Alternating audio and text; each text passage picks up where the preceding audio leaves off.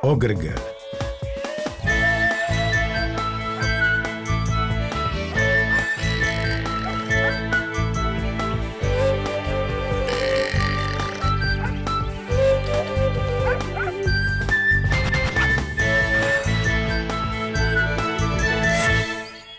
Jano, a nevieš, prečo barádi, keď vidia ovce, také čudné zvuky vydávajú?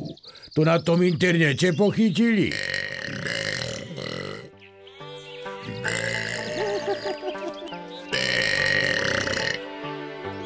Čo ja viem? Asi ovciam hrkútajú. Je mi to ale také povedomé, kde som to len počul.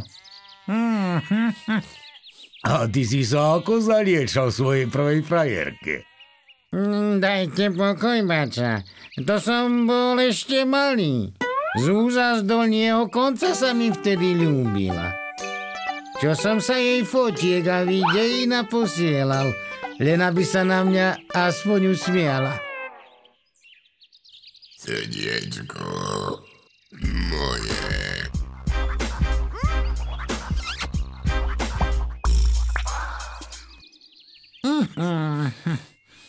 Ukážeš mi Zuzku, ako vyzerala? Ale dajte pokoj.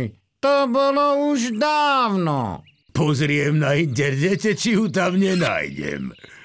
Škoda času, ona sa už do mesta presťahovala. Tak skúsim aspoň tie tvoje videá pohľadať.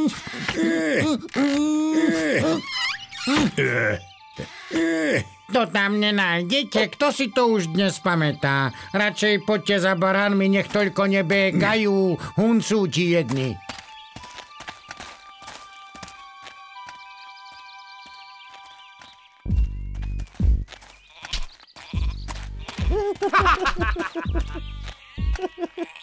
Ľúbim ťa, Zuzulienka moja.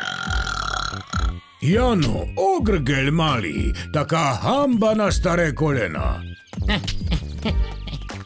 Srdiečko, čuťuli močuli.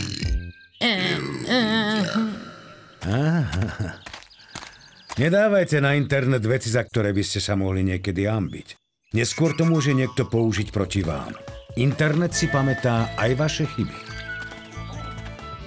Au.